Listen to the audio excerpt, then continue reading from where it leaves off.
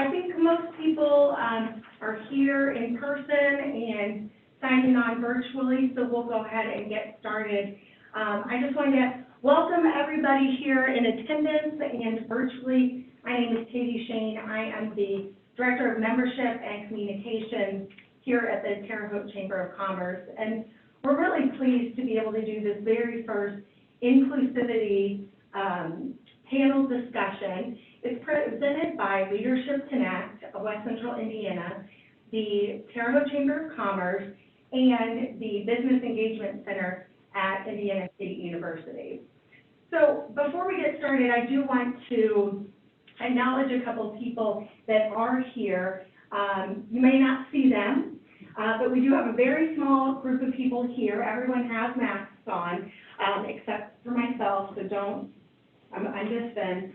But Mayor Terre Haute, Mayor Duke Bennett is here. Jordan Lowe from the Human Rights Commission. Daniel Pegg from Indiana State University, he is virtual. Terre Haute President Kristen Craig, and Ron Hodge is the, what? Terre Haute Chamber President. No, You said Terre Haute President. No, that's the mayor. Terre Haute Chamber President Kristen Craig. And Ron Hodge, he is the co-chair of Leadership Connect. We had some scheduling snafus with his other co-chair, Jared L. So Jared is actually working right now. But Ron is here virtually, and he's going to talk a little bit about Leadership Connect and this Inclusivity task force that Leadership Connect launched a couple of months ago. What people are doing with that, how you can get involved. So Ron, you guys may not see Ron, you may see Ron through the Zoom, but he's going to talk a little bit about that. So Ron, turning it over to you. Thank you, Katie, very much for the introduction. We're excited about today, and like Katie mentioned, hate that Jared couldn't make it. This has really been his passion for us, and he's really led us on this. Leadership Connect, if you're not familiar with it, as a branch of the Chamber, our primary goal is to provide professional and personal engagement opportunities for emerging leaders. That's our focus. This year, we have really tried to take the charge seriously of engaging our entire community. And Jared brought to us in leadership and the membership in general the challenge this year, and especially this summer as we saw the protest movement around the country inspiring many as to if we're really taking this goal seriously, how are we engaging our entire community and recognizing where we're falling short on that? And so that's really the burden that we've been trying to move through and see how we can engage with that in a serious fashion. So we're excited about this panel today. Really thankful that Katie and the Chamber are taking the lead in leading this discussion, and hope to stay engaged in however we possibly can. Thanks, Katie. Thank you so much, Ron. So now I do want to introduce our panelists. And it's funny, they sat in order as I wrote it. But we have L.P. Thompson. He is the co-owner of Wellness Box. Stan Miles is the plant manager at Novellus. He's also a Chamber of Commerce board member. We have Chris Tooley and Mark McLaurin. I always say that wrong. And they are the co-owners of Wingstop. Unfortunately, they didn't bring anything today. And Dr. Raina Johnson with Indiana State University. She is the Associate Vice President of Inclusive Excellence and Strategic Initiatives. So I think we're going to start kind of, if you guys could just go around the room. Obviously, we've already kind of introduced you, but talk a little bit about your business, what you do, your company or business, and why today's panel was something that you wanted to get involved in, other than me pestering you and asking you to do it. I think I've had personal conversations with all of you about why this was important to you, and I like to tell people, I sent the email out personally to these panelists asking them to join, and most of them responded within a few minutes, 30 minutes, and it was, yeah, sign me up, let me know what to do. So this has been a really great panel to put together, and I think we're just really anxious to open up that dialogue. So, LT, I'll let you start if that's okay. Yeah, sure. Again, my name is LT. I'm co-owner of Wellness Boxing, which is just a couple of doors down at 619 Wabash Avenue. We operate a small business regarding health and wellness by licensed professionals. Our goal is to help individuals, corporations in the community take one step closer towards their health and wellness goal. We do that by offering a scientific approach. We do a lot of different assessments to help you then take the right steps to help you go through your health and wellness journeys, which we all can attest to. It can be really difficult, especially in today's times with restrictions and where do we go from here and different things like that. So our business has been in operation since October of 2016, and we moved here right down the street here in 2019. So, I'm sorry, 2018. Thanks, LT. No problem. My name is Stan Miles. I'm the plant manager here at Novellus. Been with the company for 36 years now. Novellus is a global company. We make the aluminum that's used to make automobiles. We make the aluminum that's used to make can body, cans, can lids. Here locally, we make the aluminum that's used to make pie pans and turkey roaster pans and things like that. So very busy time for us right now. Business has really picked up over the last couple of months, and it looks very positive as we go forward. So looking forward to today's discussions, and I appreciate the invite. So thank you. Yes, Chris Tooley, co-owner of Wingstop here in Terre Haute. Also have Wingstop locations in Evansville, Fort Wayne, Indiana. So we sell fresh, made-to-order chicken wings, fries. We have several other sides that we have that we make fresh as well. Most of our sauces are made fresh. It's a product that travels well. We do a lot of carry-out, a lot of delivery, a lot of to-go traffic that we do. So right now, we're doing a lot of business as far as delivery and things of that nature, especially since, what's going on with COVID, and our product's able to really facilitate that out to the customers very well.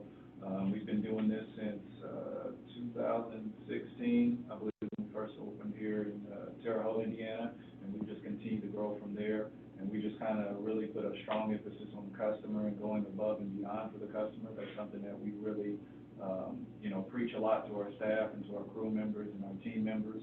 And just taking that next step to really put themselves in the customer's shoes in anything they do. I always tell everybody that food is probably one of the things people take more seriously than anything out here. You could mess up their clothes if you dry clean them. You could mess up a package if it's delivered, but if you mess up the food, it's going to be a problem. So you've got to go that extra mile from the customer, and I think that's what we do. All right, yeah, so I think, Chris, like I said, we are partners in terms of Wingstop. My name is Mark McLaurin. I graduated from ISU in 2008. Like you said, we started up the Wingstop business as a way to, initially get capital and to kind of give back to our community. And so I think we both took on this meeting because we feel like it's a responsibility in regards for us to, provide insight and let people know that, what you can't overcome if you come from, what I would say, dire situations or a situation where it wasn't like you could actually succeed. And I think me and Chris have shown that you can overcome anything with hard work. And so, we're happy to be here today. And then and to top it off, but we also, both of us, have logistics businesses. We have a partnership with Amazon. So, in parallel with, working with Wingstop and having those businesses, I have one in Chicago, a logistics business, and Chris has one in Indianapolis. So, again, like I said, we appreciate being here and looking forward to the discussion. I am Rena Johnson, and I'd like to thank you for this opportunity to participate in the inaugural Inclusive Excellence or Inclusivity panel. I think this is a wonderful opportunity to bring different constituents in Terre Haute together. I serve as a resource for administrators, faculty, staff, and students, both residential as well as online students at Indiana State University. So I believe it's really important to collaborate. One of the very first things that I did when I arrived here in Indiana, August 2019, was to start building relationships and rapport with different constituents, both in Terre Haute as well as on the campus of Indiana State University. So I meet with, on a regular basis, the faculty, the staff, and the deans at Indiana State University. I report directly to the provost and the president, and so I believe that this is just a wonderful opportunity to bring the community together, the different colleges and universities, as well as the citizens of Terre Haute, Indiana. Thank you. Wonderful, and I do, It seems that the people sitting more in the back may have to speak up just a little bit more. okay, I think we move the table back. yeah. We could do that. Look at that problem solving, right? So not to single out Dr. Johnson, but she and I had a great conversation last week, and she really helped formulate some of these questions and set some goals for the discussion today. So I just want to thank you for taking the time to do that. So the first question or topic for the panel is, what is your earliest memory of being made to feel different? Describe an event, maybe discrimination, microaggression, prejudice, that maybe you got to transition into a teachable moment, either for yourself or the people involved, or maybe family and friends. So, and we can just kind of open up a dialogue within this room. So many of you on the panel know that parents of color have to have a difficult conversation with their children early on, especially if they're an African-American male. So you can see I am not an African-American male, but I remember around the age of 5 or 6, my mom having a conversation with me to say, you always have to do your best, you always have to be 10 times better than other people. Without her naming any group of individuals, she said, you have to do very well and be better than others. So an event that comes to mind, some of you know that I moved here from Maine last year. I was in Maine working at a private institution for 2 years before transitioning to Indiana. And I was pulled over, 3 weeks after I arrived, I was pulled over by a state trooper. I'm a long distance runner, and I also cycle. So after running and cycling one morning, as I was making my way to the park, a state trooper made a U-turn in the middle of the street when he went past me.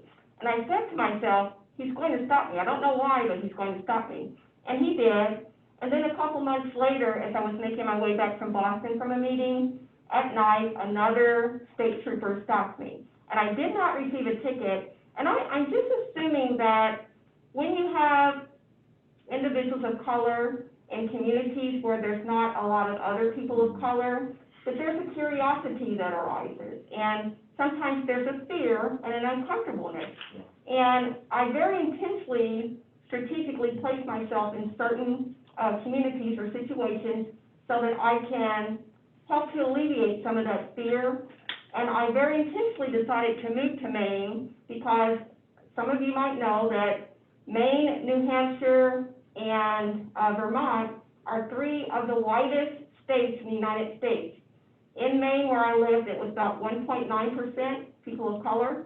And so I knew that my presence there was going to help those in the community because the more they saw me running and riding my bicycle, I think the less fear those individuals would have. And so from that, I created something called the Public Safety Crisis Management Institute that brought state troopers, police officers, and different constituents across the state of Maine together. And that was held less than a year after I arrived. I put it together and implemented it. And so hopefully that those state troopers and police officers are going to learn cultural competency. LT, I see you shaking your head and she's talking. Yeah, I guess an event that happened, I actually called my mom today because I've always thought about this, and for whatever reason, we never talked about it. Between the age of 6 and 8, she couldn't remember. We were in the car and driving home on a whatever night, and I remember seeing torches and fire late at night, and I remember my parents telling me to get down behind the seat. And I couldn't grasp what happened at the time, but it was the Ku Klux Klan. I'm from rural Mississippi, and we were driving home. And it was at that moment, my parents then had to make a decision, obviously, to make a U-turn in the middle of the street. They had to, you know, protect us. And it was that conversation with my mom this morning. I can hear her saying, like, oh my gosh, you actually remember that. Because I asked her myself, like, did this happen or was it just me? And she said, no. She's like, I can't believe you remember that. It was actually you, your dad, and we was in the car. And it was in Columbia, Mississippi. We was driving home one night. And I remember as a kid peeking up when my dad turned the car around and seeing just white hoods, torches burning, and, you know, lights flashing. And at that moment, my parents had to then have the conversation with me of who was it, why was it important, and why didn't we keep moving forward? Why did we turn back? Number one, obviously, it's the Ku Klux Klan in Mississippi. You're not going to go through them at that time of night. Number two, it was to keep us safe. But number three, I didn't realize in Mississippi there's, and not just Mississippi, in across the country, you know, these things happen. And for a lot of people, they don't understand or realize, like, that is really real in our situation. And as a 6, 8-year-old, I don't remember the time frame, but, you know, that was my first moment and encounter with, oh my gosh, like, you know, I didn't understand then, but I can only imagine the fear for my mom and my dad having to realize, like, here we go. Like, this could be the end of, you know, our lives. So, I mean, that's one of my teachable moments, unfortunately. I guess for me, when I think back early on, when I noticed that there was a difference, there was a show that used to come on, a sitcom called The Jeffersons. And Mayor, I'm looking around the room at people my age, and so I'll just kind of leave it at that. The Jeffersons, so the Jeffersons had a couple on there, an interracial couple. There was a white male and a black female. And so the school that I went to was a very small school in southern Kentucky, and most of us kids had been together since kindergarten. And so I was probably 3rd or 4th grade. And we had this family that had moved up from Tennessee to Kentucky. And one of the kids there was in our classroom. And I remember we were at recess, and the kid made the comment, he said, my parents don't allow me to watch the Jeffersons because there's the white man married to the black woman. So, you know, as a child, and I was very fortunate that my parents didn't raise us to be prejudiced, or, you know, they had to talk. Dr. Johnson talked about the talk that parents have with us, and that definitely takes place in the African American community. But that was the first time that I think as a child, my eyes were open, and I started to think about, wow, there is a difference. And kids are taught that, you know, if you allow children to be children, they'll get along just fine. But once parents or someone starts to teach children to think that way, I think that's a big part of where the problems begin. I think for me, when I was younger, I used to go to a summer camp from about 10 to 14 it was like a leadership camp. It was for at-risk youth. So a lot of different kids from the inner city, and probably about 98% of it was Black or African American. I think at that time I was thinking, you know, why are we at risk?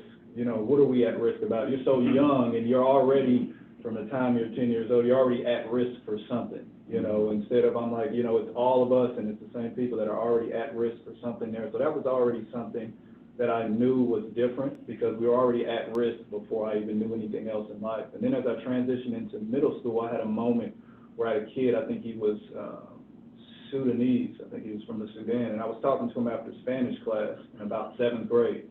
And he was very fluent in Spanish and things like that, but he just never got good grades on the test. He would have F's, and I would talk to him after class, and I'd be like, hey man, how'd you do on that test? He was like, oh man, I failed it, I didn't do good. And I was like, why? He was like, you know, we the N-word.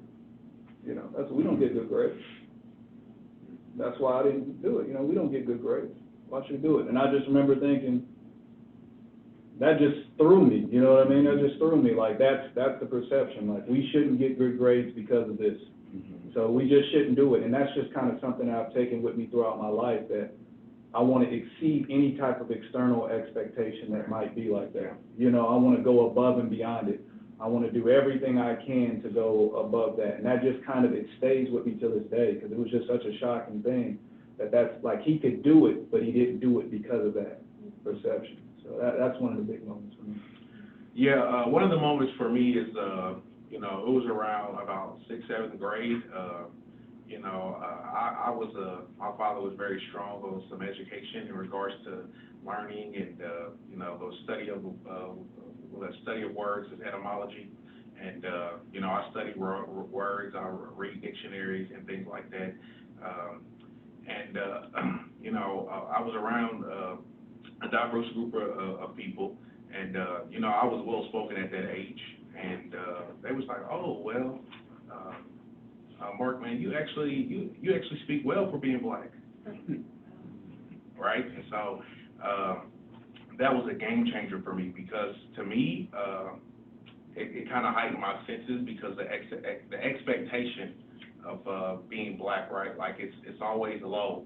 It almost seems like we can't be intelligent. You know, I can't run a business. I can't be successful. I can't be a person of high integrity. I can't have a high moral compass with character. I can't treat people with respect.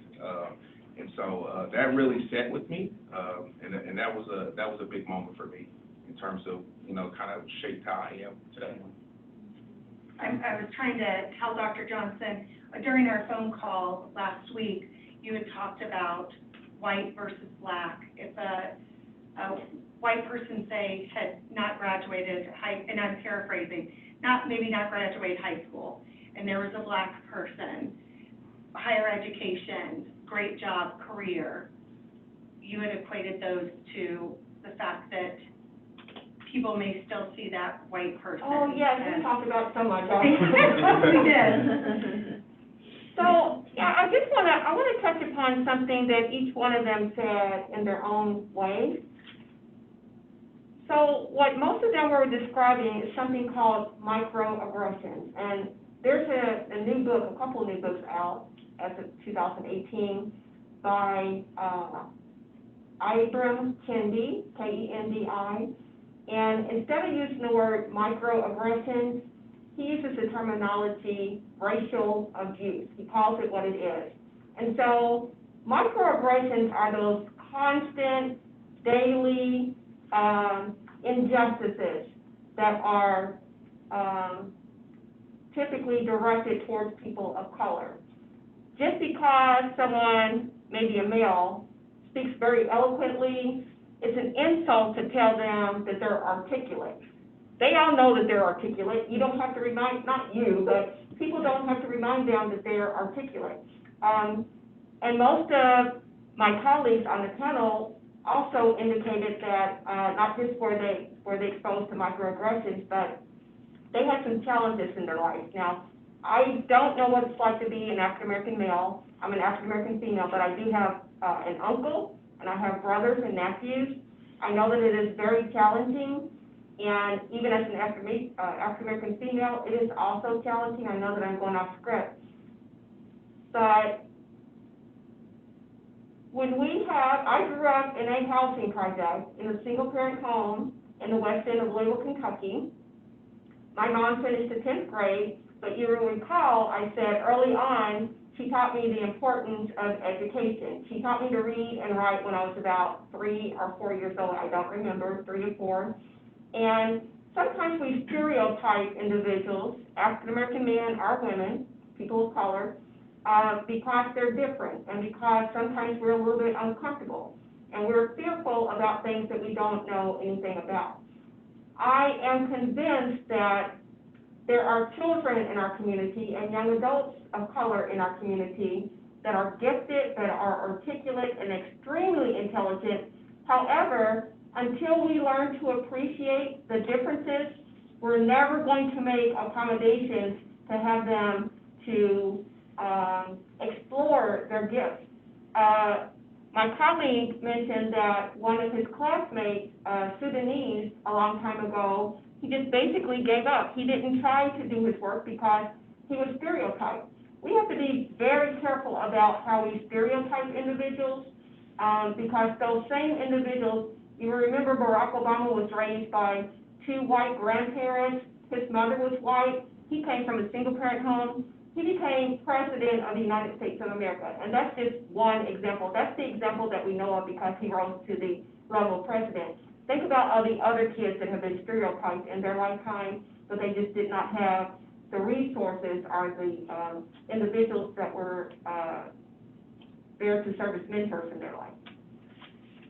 It's easy to give up when you're under that type of pressure. It's easy to give up. And one of the things I think we all have stated, or is very clear, the conversations and experiences start very young in our community, for the most part. Everybody talked about being 6th, 7th grade, 3 to 4 years old. My situation is 6 to 8 years old. So if you think about, okay, I'm 39 years old right now. So experiencing injustice, racism, prejudice since 6 and 7 years old, like, you can't imagine what it's like to then see in 2020 someone basically murdered on an iPhone. So, I mean, there's so many things that comes along with it when you're talking about people giving up at a very young age or fighting challenging situations. Like, the burden is just heavy, to be honest. It really is. Like, there's so many times I would just prefer to scroll through social media and just see my friends and family and be happy, but I can almost guarantee that's not going to happen. That is, unfortunately, is really not going to happen, because I'm going to see something that is related to injustice, prejudice, or the protest, which some are going to say, no, that's bad, they're rioting, whatever that may be. But, I just wanted to make sure, like, the audience and everybody understands, like, things like this start very, very young. Like, it is something that, quite unfortunately, we shouldn't have to deal with. My daughter at age 12 and my son at age 7, when we went to Columbus, Ohio, they had to experience prejudice and racism by a security guard at the pool. I was dressed in normal plain clothes. We arrived late. They wanted to swim just like all the other kids, and I was stopped and told I couldn't enter because I didn't have swim gear on. I'm sure everybody's been to a pool. Like, most parents are not swimming. They're hanging out watching their kids. But I then have to have a conversation, basically an argument with the white security guard that said, like, why don't you look around the pool? Everybody else here is white, basically, and dressed the same way I am. Why are you stopping me? Other people that are white, Caucasian, came up and go, like, sir, like, I'm dressed just like him. Like, what are you doing? And here my son and daughter are 3 feet away watching this entire thing at 12 and 7. So what I'm saying, and I want people to really grasp, is like, it's not just like, oh, this doesn't happen. Like, we experience it on a daily basis. Like, my 7 and 12-year-old at that time, they've seen it before, maybe not with their dad, but they now know and experience those things, like, firsthand. Like, what do you think they're going to have when they see the next security guard and dad is not around? Like, oh, maybe me now, then what's going to happen? So I guess I wanted to make that very clear, like that age part and, how it starts really young for, individuals that look like us. Yeah. What was that security guard's, what was his answer after you called him out? What did He he say? He couldn't say anything. Yeah, exactly. He said, well, these are the rules. When you look at the rules, there's nothing on there that states that. It was his rule. Yep. And when the other people came up, they said, like, sir, like, why? You see me dressed this way. You never came to me, and I've been here for over an hour. And like and my wife came down. She was there to, like, be a part of a conference. We actually went to the front desk. I mean, and then as other black families were either going to the pool or had arrived the day before, they came up and said the same thing. This guy literally came to us and said we couldn't do X, Y, Z, versus other people doing the exact same thing. Mm-hmm. So of course we called the hotel, hotline. We did all the things that we could, but at the bottom line, like, here we are paying our hard-earned money just like everybody else, but we don't get to experience the same thing as everybody else. And LT, it's a balancing act that you have to do, because at that moment, if the conversation is perceived by the security guard that you're an angry black man, Yes. now he dials 911, and not only do you have to leave the pool, you'll have to leave the hotel, and it could even get a lot worse than that. Exactly. So it's something that we always have to take into consideration every time we decide to step up and address those types of issues. I agree with that too, and I think it's kind of informed a lot of our choices when we do, with our customer service, really with how we kind of go about things and treating everybody equally. There's one part, when we were younger, we were about, we've known each other since we were knee-high to a fly, so probably about 25 years or so. So, when we were younger, we were going to the store, we wanted to start dressing nice when we were about 16, 17. We wanted to wear some nicer shirts, we wanted to get cufflinks and button-ups, just a different type of presentation we wanted to give out there. We started to try and do those things. We went to the mall, and we had went into a store, tried to look into some of the nice cufflinks and such. We had worked all summer, we had saved up this money, and we tried to go in there, and we were looking around, and, we noticed, I noticed there was someone that was kind of following us around a little bit, and I was like, okay, but, we just went about it. We went, and I think we ended up purchasing some cufflinks over at another desk and got them, and then we left out of there. As soon as we get out of there, this other guy comes up to us, he said, that guy called the security on you because he thought you were stealing. He called security on you because you thought you were stealing, and I'm like, why? We're working, similar to what you're saying, you're working, you spent your hard-earned money, you go there, you just want to shop, you just want to get things, you're trying to do something to really elevate yourself outside of your life, and then, you kind of get that kind of comes with it. And that's always a challenge that you have to work through and be cognizant of. I think awareness is the biggest thing we have. We have this heightened sense of awareness of what's going on. Like if you walk somewhere, well, let me not get too close to this person. It might be uncomfortable. Let me watch the tone at which I speak or say something, because if I elevate my tone too hard, it might be considered in an aggressive manner. Let me watch the way that I respond to something and how I react to things. A lot of things you have to swallow a lot of the comments that you get and just kind of find a way to go about each and every day. So there's a lot of being aware and watching and being cognizant of how you go about things that you have to do each and every day. Yeah, and to add to that, I just want to be clear with the audience. I mean, like, this is just us just being us. Like literally just walking through our daily lives, right? And we're not doing anything extra, and I'm talking about these are, you want to say law-abiding citizens, you want to say of the highest integrity, you want to say educated, you want to say business owners, and I mean, I can tell you, me and my wife, we are newlyweds, and we went to eat somewhere in Terre Haute, right?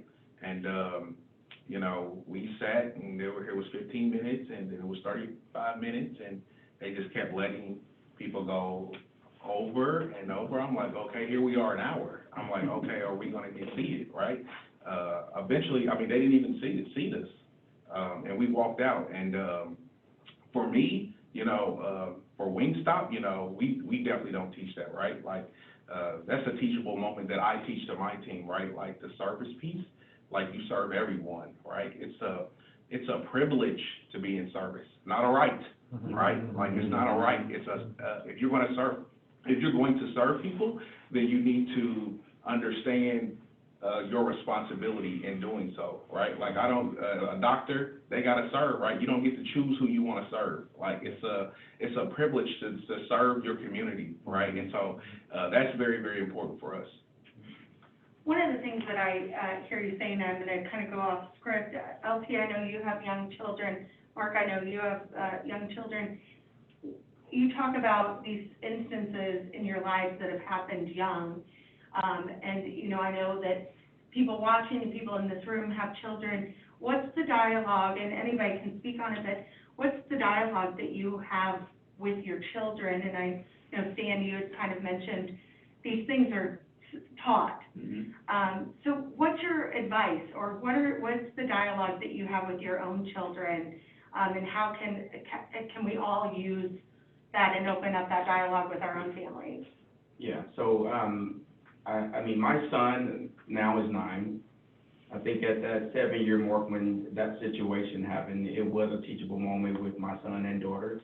Unfortunately, I mean, even my daughter experienced it before him, because we was getting out going into her school orientation at Woodrow Wilson, and a white woman was sitting in her car, and we parked behind her, and we got out, and my daughter came over, and she saw the rearview mirror, and she immediately panicked and locked the door and grabbed her purse. So,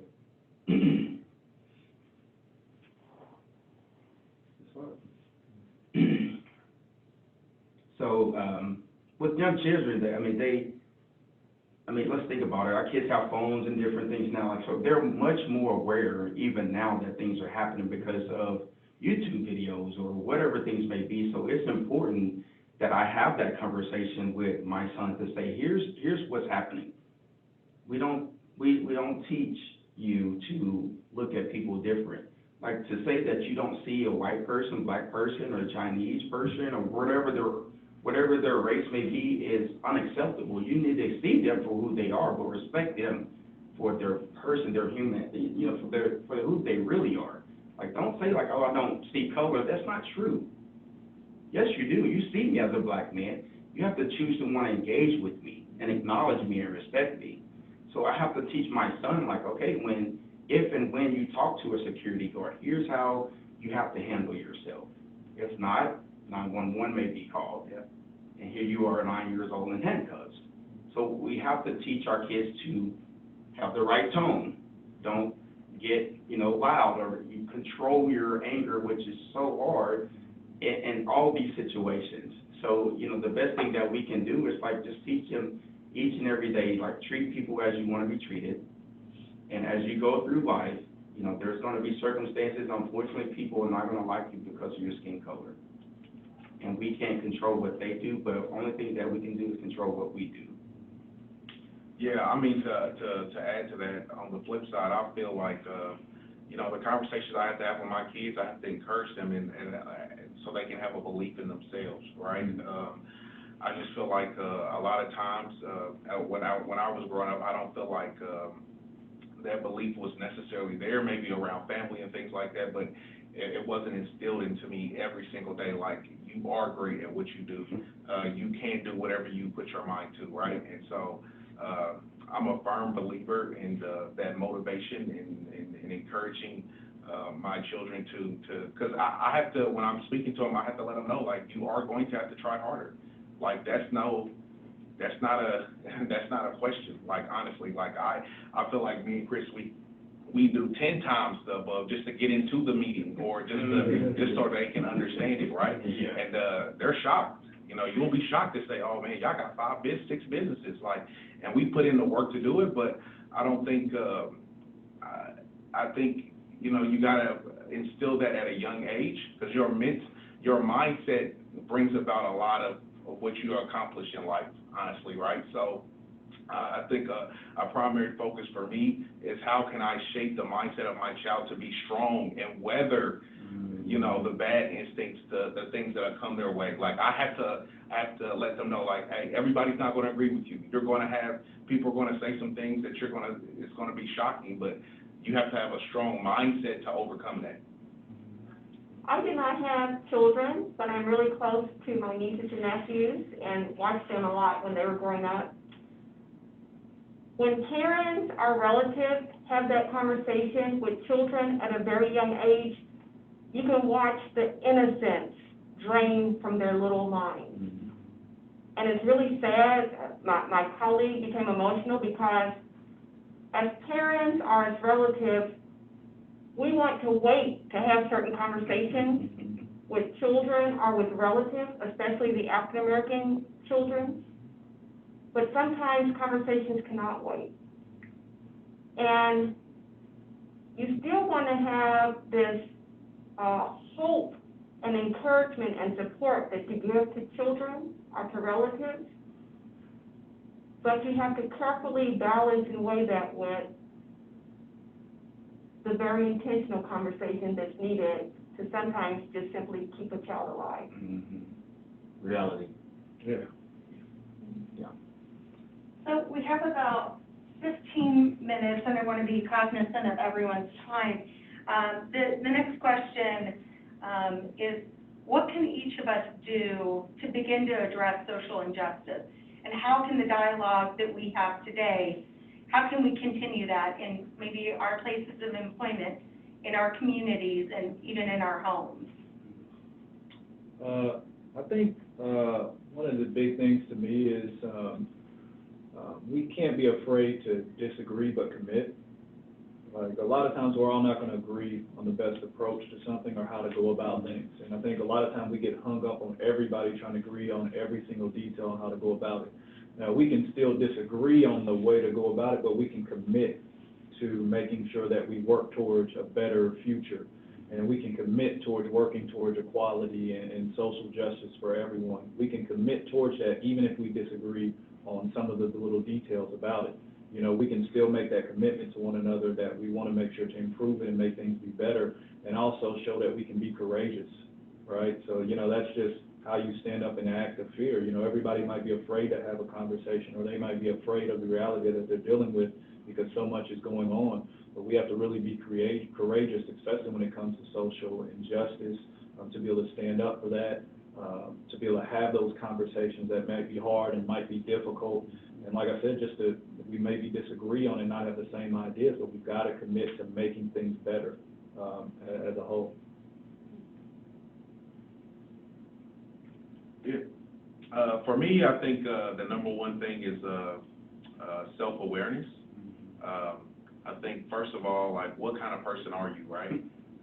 Like, you need to look internally to understand, like, how do you care about people? Like, the people around you, how do you treat the people around you? Like, really taking a deep assessment in terms of the person you are, right? And that goes along with the exposure too, because I know a lot of people, they self-assess around their environment, right? Like, they don't have an opportunity to grow, right? And so when you're exposed to other things, right, then you learn to be great in the uncomfortable. That's what I would call it, right? So you have to be uncomfortable for growth.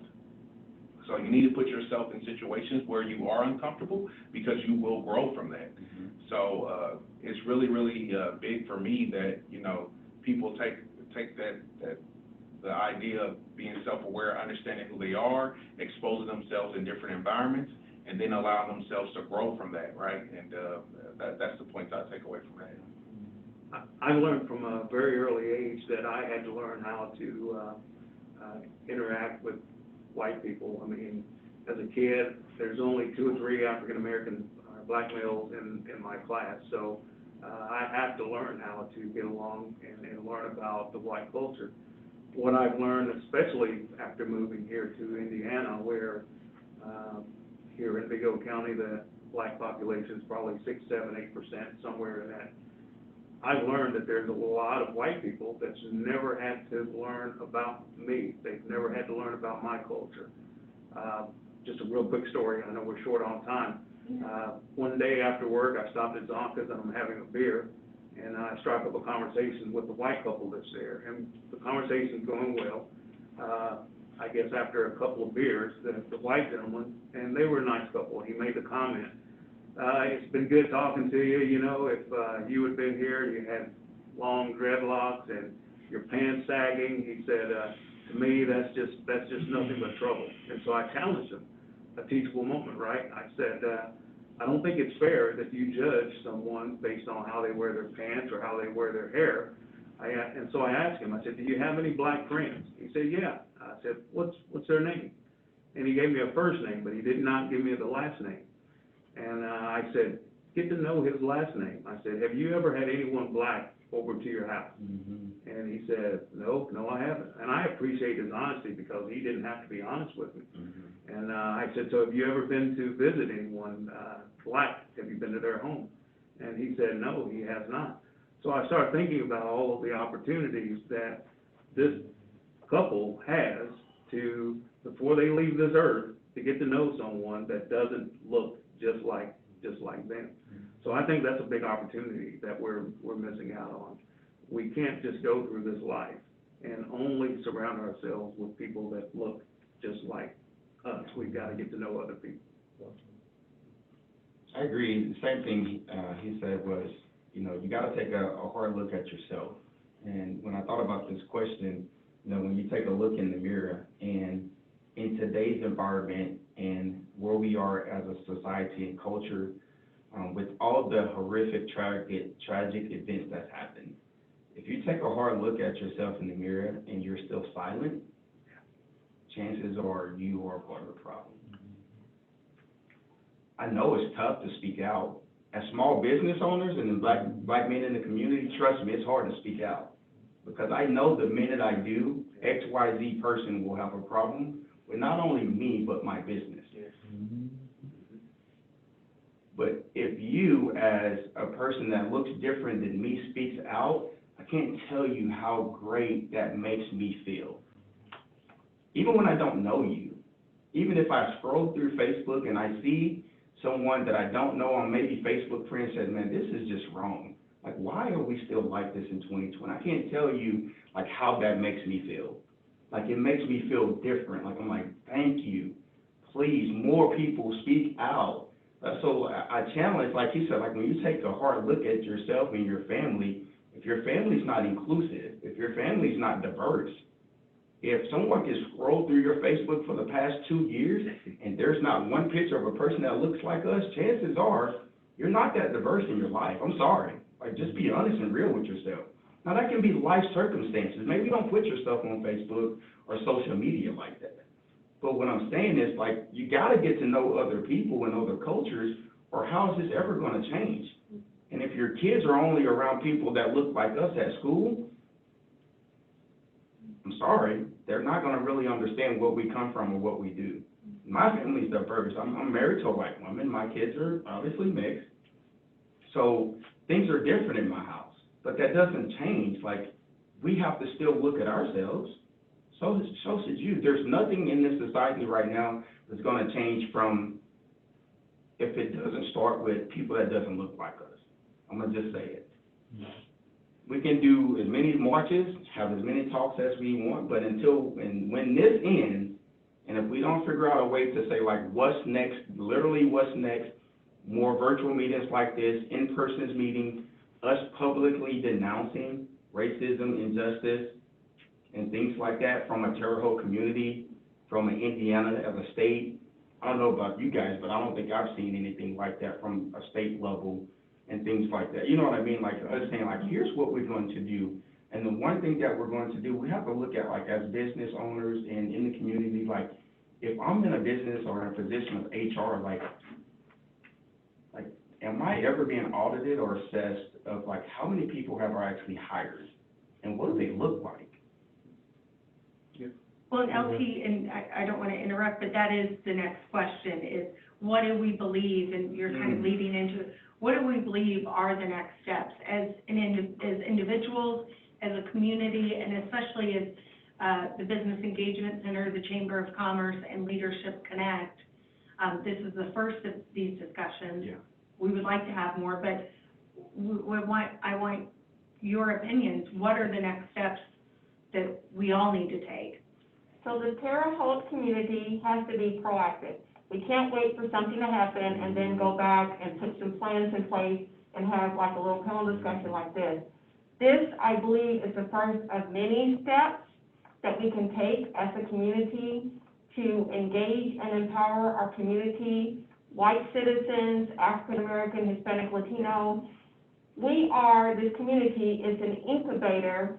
We have 4 colleges and universities here in Terre Haute and have a wonderful opportunity to tap into unutilized resources, currently unutilized resources, so that we can educate the community so that when people do come here for their education or for jobs, that they're not here just temporarily, but it's a welcoming and open community so that they can stay, set up jobs, and build families here. Yeah, I also think that LT brought up a good point as far as from a business owner perspective, right? There's a lot of things you have to think of, and I'll give an example that one of our restaurants in another city, not here, me and Mark decided, okay, we want to get out that positive representation.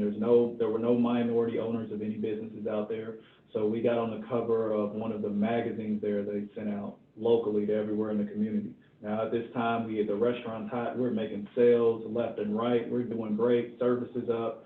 We get on the cover of this magazine, with our pictures, talking about Wingstop, going on there and showing the service. And even when we were doing it, they were a little bit apprehensive, and they said, well, do you want to just put like a picture of some wings?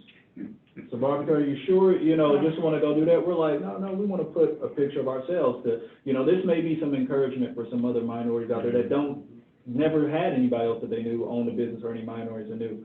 As soon as we put it out there, the next week our sales dropped significantly. Over those next weeks, the sales dropped right afterward, just right after we put that out there, it was out there circulating.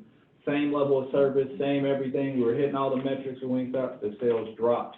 And it took a while to recover back from that, like almost after that got out of memory, that cover. So that's one of the things we had to deal with as a business owner, putting that out there, trying to take that step to be courageous out there, to have that next step. But you got to understand, a lot of times when you take that step, you may hit some rocks. You may have to fall. You have to accept that. Like, you're going to take that step, but there may be some things that come with it. But you can't be afraid to do that, because you never know, like you said, the impact it may have on someone that sees it out there. And I think a big thing we've been touching on is having that honest discourse with ourselves. I think that's a part of the next step, right? We've got to have this honest discourse of ourselves and self-assessment to understand, what am I doing to help the situation, and what am I doing to hurt the situation? Am I really taking steps to be open and inclusive? Am I really doing those things in my life? Just an honest, in the mirror type of thing we have to look into. We have to do that amongst all of us. So what are we really doing to help the situation? What are we really doing to be more inclusive in there? Are we perpetuating stereotypes? Are we putting our best foot forward every day? Or are we doing like that kid I met in middle school that said, I'm just going to be the stereotype, and I'm just going to get the bad grades. I'm just going to do that instead of doing what's already within me to do. You know, empowering myself to step up to what we are. Because I think the one thing we have to do as a culture is not continue to get into the place where even we look at one another. Here's the honest thing we got to do, where we don't look at one another and say, hey, you talk white. How about we not have that conversation with one another, right? How about we have a conversation that when we're talking to one another, if I'm talking to you intelligently, I'm talking like an intelligent individual. It doesn't have any color to what I'm speaking about intellectually. You know, we've got to stop telling ourselves that conversation, right? We've got to start preaching the right things to one another to make sure that we have the confidence in what we're doing, that if I get good grades, that's a representation of us as the people. We have to look at ourselves as kings and queens, and not walk around and look at ourselves like we are the stereotypes out there. That's what definitely has to be next steps, and that has to start, like we said, when we're very, very young. If we preach that when we're young, and we're telling our kids that when we're young, like my parents used to tell me, you can do anything you put your mind to. That's what my father told me all the time. You can do anything you put your mind to, and work habits start when you're young.